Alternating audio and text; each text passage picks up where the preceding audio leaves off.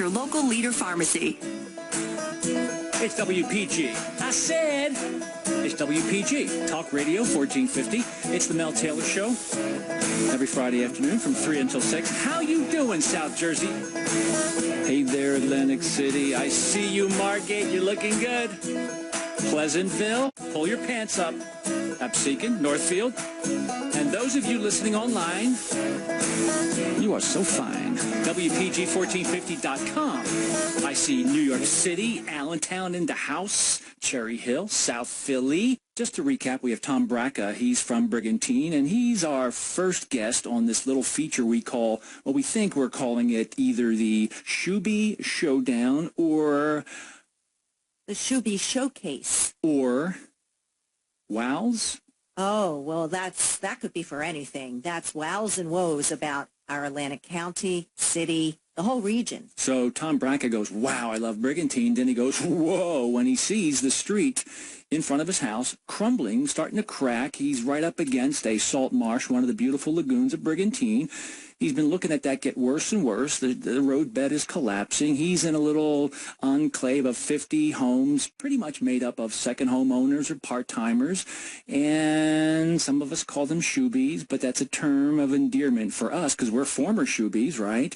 But sometimes people use the word Shoobie in a derogatory way. So for the past 3 years, Tom is the only one with a set of cojones representing the best interest of the folks over there at Kings Cove, saying, listen, we got this road here collapsing. He's been talking to the city manager and the mayor, and on Wednesday night he goes up to city council and says, when are you going to fix this thing? Where's the contract? There is no contract. Can't find the contract. Oprah requested Open Public Records Act where they have to give up this information, the bids for the contractors. It's not forthcoming. He goes to city council and it puts them on the spot, and they're all tap dancing. The city manager, Ed Stinson, wasn't there, but his assistant, Ellie Mae Derrickson, says, no, there is a contract. So with all due respect, is there or is not a contract? That's my first question. There is a contract, yes. So they wouldn't be meeting if there wasn't a contract. The Open Public Records Act, I have not been able to obtain There that. is a contract. There would not be a meeting, and they would not be pursuing the work if there wasn't a contract. So then I can't get the contract then. I haven't been able to obtain it. It's not in the city clerk's office. John doesn't have it, so who has this contract? Okay, well, it might just be in the whole realm of it. I'll look tomorrow for you. It's not in the realm. I have the contracts here for the 16 projects, so that doesn't exist. At the end of the meeting, give me your phone number, and I'll... See, that happened 2 meetings ago, and I didn't get a call back. No, there is a contract. Is that an accurate recap, Tom? And where are we today?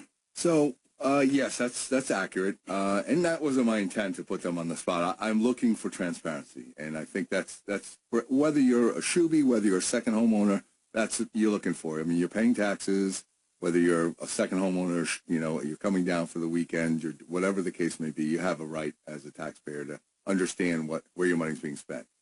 So quickly, when I finally get involved here, my first went to the meeting on October 7th, and I brought this issue up. And the way I approached it is, yes, it is an eyesore, but that's not my concern. My concern is the liability of that road.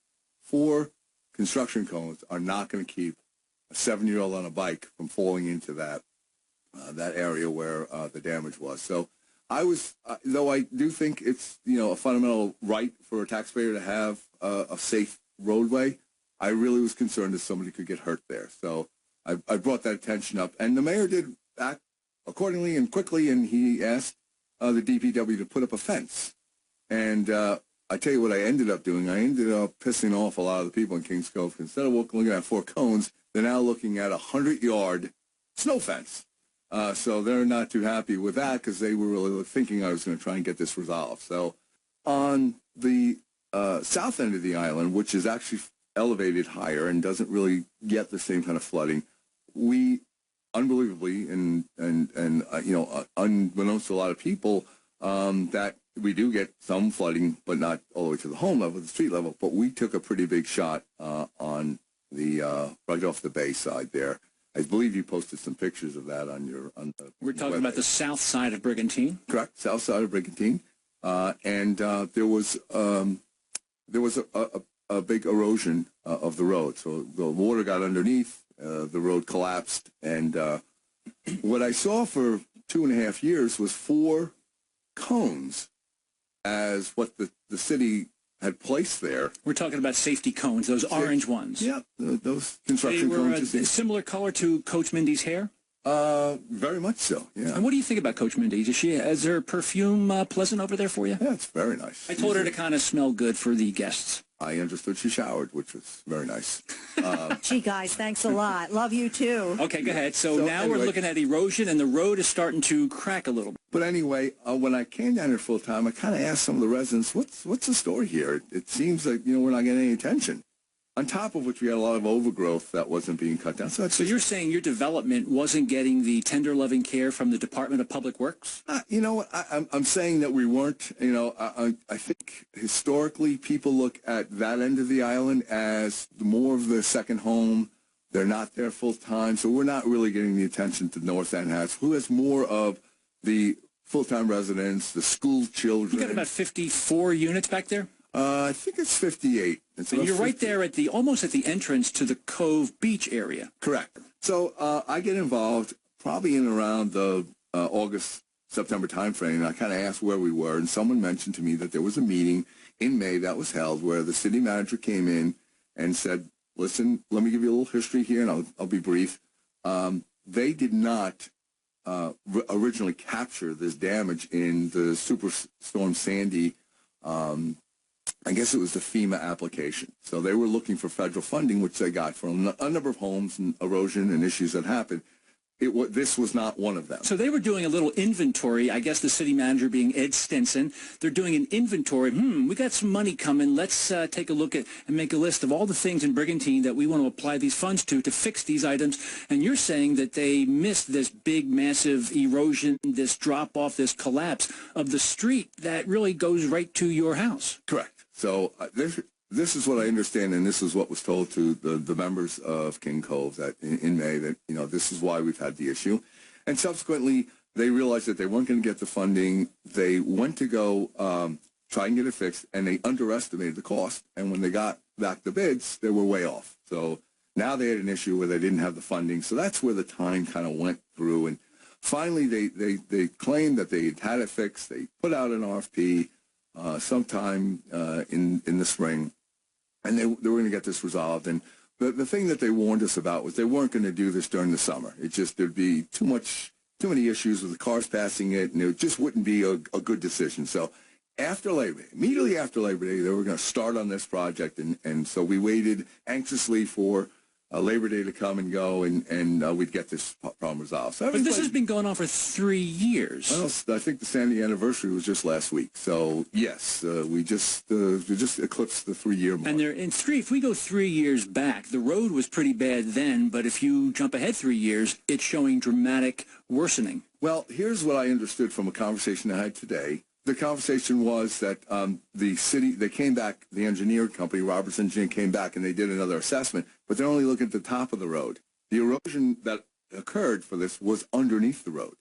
So it's gotten worse, but it hasn't gotten worse than visible from the street. It's gotten worse because there were a number of storms this year that further eroded that. So let's take a break. We got to go to a commercial, and we'll come back with Tom Braca from Brigantine. He's talking about what it's like to be a former Shoobie somewhat, what it's like to reach out and try to get the city to pay attention to a group of homes, approximately 50 homes here in Brigantine. We're talking about the situation where the road is starting to somewhat collapse, and you can see some photographs of what we're talking about. If you'll go up to the big website over there at Brigantine called BrigantineNow.com, you'll see the high-resolution photographs of what we're talking about, that Tom Braca is just saying, please, can you fix this? It's getting worse and worse. It's right next to a salt marsh. Should the DEP, Department of Environmental Protection, should they be involved? Is this a $500,000 job? Is it a $1.5 million job? 3 years goes by. Today, Mr. Tom Braca was supposed to get a phone call from the mayor or one of the councilmen and bring us all up to date, bring Tom up to date on where things are, because they can't find the contract. Tom suggests there's no contract. So pause. We'll come back. We'll get into this thing to see whether or not the city of Brigantine will come clean and tell the truth and be transparent to Mr. Tom Braca and everybody back there in the Kings Cove development. And there we go. We got Coach Mindy here. My name is Mel Taylor. Tom Braca, he is here from Brigantine. A little frustrating. He represents a whole bunch of residents over there saying, hey, our road is crumbling. Mayor, City Manager Stinson, can you fix this road? It's been going on for 3 years. I've been looking for a contract. You put it out to bid. So are you really going to get this done? Are you going to shore up my street? Where are we today, Tom Braca? We're making some sort of progress, but I don't think it's the progress that everybody was looking for. So just to kind of follow up, my concern, number one, is liability. So after that meeting, the mayor directed the city manager to call me on Friday with an update, and that call never came. I sent an email back out, and at that point, as you mentioned, through Oprah, I did collect all this information, and none of it was pertaining to this issue. So the city clerk, you specifically asked for a copy of the contract of the person or persons or the organization. Right. So this was awarded to GWP Contracting, and that's Gary W. Putz. I like that name. That's a real name. Yes, and he's not a resident of Brigantine, so this went kind of off the hour. And when you approached them, they had almost no idea what you were talking about? Well, the irony in all this is when I asked for the information from Harbor Beach Cove, I was told there was no such street. It was Harbor Beach. I think the city clerk, Lynn Sweeney, didn't even know that street existed. Right, we took out a map, and I kind of showed that this was an extension. Once you cross over Lagoon, you're on Harbor Beach. So this, I knew it existed because I live on the corner. This is perfect for Shoobie Showdown because they don't know that little peninsula, that beautiful peninsula, exists in Brigantine. You know why? You have a higher percentage of Shoobies on the island there, and that might be an issue. It could be. Again, I'm giving you the benefit of the doubt. I'm hoping that that's not the case, but I'm beginning to believe that we just don't get the attention. But today was a big day. The mayor and the councilman promised you something today. Are you satisfied with what they provided today? You know, let's say I'm anticipating the actions that they said they're going to follow up on. So I did get a call today, as promised, from at-large Councilman Vince Serra. And Vince was very cordial and very nice. He wanted to provide me the update, and the update was they think they've come to an agreement with the engineer and the and GWP. So there was just a discrepancy on how to use certain materials to fix the road, which, if you think about it, now that they've decided that will now be the basis for the contract, is now they know what materials to offer. So that kind of gets you to believe there isn't a contract yet. There is not. So, well, again, that would be my interpretation. But right now, this realm thing, you have not found they said it at least twice that there was a contract. It sounds like today they admitted there was not. Well, I'll get to that in one moment. Let me. Vince did an excellent job. It was good to hear from him. He gave some insight. He attended the meeting, as he said, and the update was that they've come to this agreement. So, again, if you just surmise and from the facts that I don't believe a contract existed, because if they don't know the material, they couldn't have put it down, and they don't know the cost, they couldn't have signed it. So, unless the city manager has an open checkbook, I don't think there's a contract there, but he promised me he would look into it. So I followed up with the deputy city manager, who you saw vehemently say that there's a contract. You mean that's Ellie Mae Derrickson? Ellie Mae Derrickson, if you did watch the presentation last Wednesday, she was pretty adamant that there was a contract. So today, before the show, I decided to call down there and say, let me swing by and pick up the contract. When I called Ellie Mae, what her answer to me was, Ed's in, can you come down now? We're going to show you the plans. So once again, you're asking for the contract, and you never actually got a copy of the bid or the award of the bid either. For Harbor Beach Cove. I do have a copy of the Gary W. Putz award for the 16 other projects that, by my assessment, aren't a liability issue. They're just paving. I think you mentioned on your website. They're the paving of the golf course. They're the street lines being, So there's a lot of repair work going on for the golf course and for other parts of Brigantine. But when you compare all of that in the hockey court, all great projects, but your street is falling apart into the lagoon. I don't think any of the other projects presented a liability issue as much as this one did. So where we are to kind of bring this all to closure is when I asked for the contract to Ellie Mae, and they offered for me to come down and, again, look at the plan. So all I'm asking for is the contract. It should be on blue pages, should be the response that shows the material and the labor cost, and a map that shows you the work that's going to be done. and I don't believe that exists. So you didn't swing by.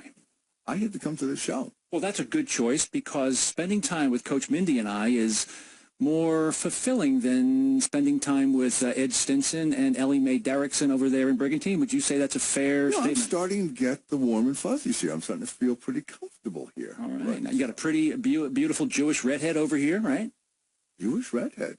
She's single, too. She's single. Nice. So you've been given that information, but I'm assuming you are not satisfied. No, I'm going to be satisfied actually when the work starts, but I'm going to be complacent, if you will, and at least I'm going to be believing that we're going to get this work done when I see that actual contract. But your request for transparency and the truth, right now, it almost seems like you're letting them off the hook because they. No, I'm really not letting it. Look, in terms of the contract, it's recorded. It's there. So if the contract exists and they didn't give it to me under the Oprah, then there's a problem. Then it was withheld from me. Okay. Who would get their hands slapped for that? I have to believe the city clerk, right? But she's been very fair, and I have a good relationship. She said she hasn't seen it, so she doesn't know it exists. So I can't fault her for something that she doesn't know about. But conversely, I've been told it does exist by the city manager. So if it does, and you heard it, it was recorded by Ellie Mae on Wednesday, that she was pretty adamant that, no, there is a contract. So if there is one, can I just see it? And I think I made that comment at the meeting saying, okay, if there's one, can I have it? And you're not going to get blacktop and get that fixed because the winter doesn't allow for stuff like that. Well, in a conversation with a construction manager, if you will, and I listen, as a college kid, I used to do construction.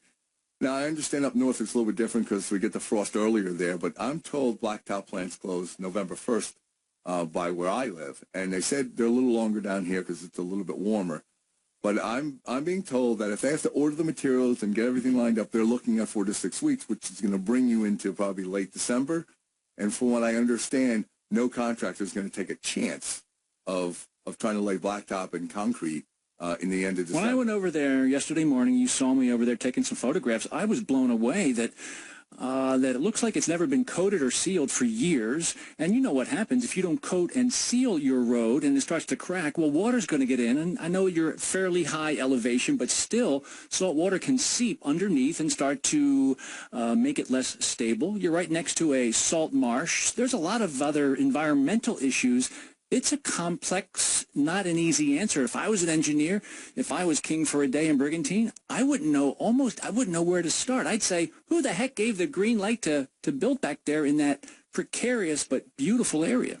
Well, one of the things that I brought up that I thought was a necessity was if we needed the Army Corps of Engineers, right? Because you are in a very difficult area to be able to build a road. You're building it on water. So, that area is not natural Brigantine. That was man-made. From what I understand, it's man-made materials, which is a nice way of saying it was a dump for Atlantic City.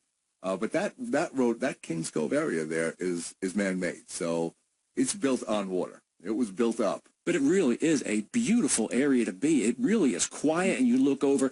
You might have 2 or 3 sides of views of beautiful waterways. Well, I'm fortunate to be on the end unit there, and I have views of Atlantic City, both the new Atlantic City, if you will, with the Brigada and the Water Club. And I'm good or bad or indifferent. I do hear the bands playing on the deck.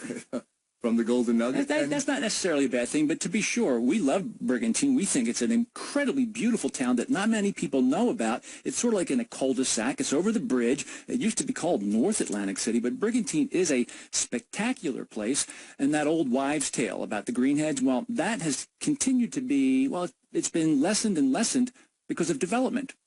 And Brigantine really is spectacular, but there hasn't been a great cross-pollination of outsiders to make it run more effectively and run it properly with city planning and knowing how to build properly. And then with us, quote-unquote, Shoobies coming in, we may or may not get the kind of respect that maybe a local gets. Am I exaggerating? Or it's a tough call to decide, where do you put most of your focus? I have to tell you, I'm fortunate or unfortunately, I had the pleasure or maybe not the pleasure of being both, right?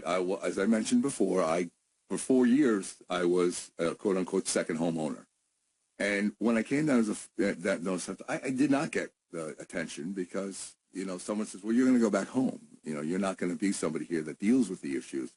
When I came down in January as a full-time, it took me a while to truly kind of understand. And every city and town and so forth has these issues. This is not something that's only happening in Brigantine. So I do understand that there's a book, Greenhead Politics, and I purposely have not read that book while I'm pursuing this because, again, I'm not making any assertions here, but I know there are challenges in towns. And I have to be honest with you, I don't view us as a city. I view us as a town. And, city has a different connotation. It does say large fire department, large police presence, large city workers. So moving forward, what's going to happen next between you and the city, and the town, and maybe more specifically, City Manager Ed Stinson? Well, I have to tell you, I'm a little taken back by the response that I've gotten from Ed. His response to me was in writing, and he pretty much, I position myself as an advocate, and quote unquote, I'm going to paraphrase here a little bit. Ed said the road will get fixed whether you're an advocate or not, and I kind of took personal offense to that. That's just not the way somebody who works in a city capacity should be treating a taxpayer, and that's just my personal opinion. So, you want to take this call? Sure, I'll take a call. Hello, it's WPG Talk Radio 1450. It's Mel Taylor, Coach Mindy, and we have Tom Braca. Who's on the line? Who's this? My name is Ulysses. I'm a 51-year resident of Brigantine. Ulysses? 51 years. I remember the old Brigantine Bridge. What would you like to share on this little segment of Shoobie Showdown or Shoobie Showcase or the woes and wows with Tom Braca? Well, first of all, I'd like to commend Tom for attacking that issue that he's on. But this island it's not just that road. There's a bunch of things here that people watch for years. And when you live here this long, you admire people who try to tackle something. They come in and they do things, which I really commend the man. But Tom lives in an area where the cove is right around the corner from his house. People come down there in pickup trucks, which I have no problem with. They pick up what? But people that come down to the cove in the summertime, they come down there in their pickup trucks. Oh, pickup and they trucks. Enjoy themselves. Yeah, pickup trucks. They park themselves on the cove in Brigantine. But there's a problem that goes along with that. There's nothing wrong with going down there and enjoying yourself. It's when all the other stuff comes along with it. Where are these people going to the bathroom, trash, and all the other stuff that goes with that? I mean, that's a huge problem down that end of the island. They park all over people's properties. And there's a couple other things on the island that I'm not too happy with also. Well, let's address that. I think that's an interesting topic because I think it fits in with the Shoobie and the whole concept of the people. So I think you're referring to these people who are not residents that come down and park their cars. And believe me, I witness it because what they do, they make the mistake of making the right-hand turn onto Harbor Beach Cove and believing that's the entrance. So I see them going around. The funny thing is when they come down and carry all their stuff and they walk down that way. But anyway, and let's make sure that we have to have mutual respect. We have to have mutual respect for the visitors, the quote-unquote Shoobies. So I think just to address that, Ulysses, what I would suggest is that, that the city/town has to make some decisions on what it wants to do with the folks that come down. We need that revenue stream. So if you want to fight that and not have them come down, be prepared for your taxes to go up because I view this town/city is a $30 million corporation, and its taxpayers are the shareholders. Every year we pay into that, and we expect a return, a dividend, for police protection, for fire protection, for road maintenance. So that's our investment, and that investment is not just the full-time citizens here. That's the people that come down as second let's look at another. I don't mean to interrupt you, but let's look at another area like transportation. Okay. You have a few transportation companies on the island, and the vehicles are pathetic. Like if you went to Atlantic City, you see the Atlantic City cabs. There's a certain percentage of them that are pathetic. Why do we have to have that over here, being such a small borough? Do you think that Uber might make an inroad inside Brigantine, Ulysses? It's not so much Uber. Like, say you called one of the local cab companies here. I've witnessed where they don't have heat, they don't have air conditioning. You talked about transparency, how important that is. There was two words you used a lot that really hit a nerve with me: transparency and retribution. So we know about transparency. You wanted more of that. You wanted to see stuff.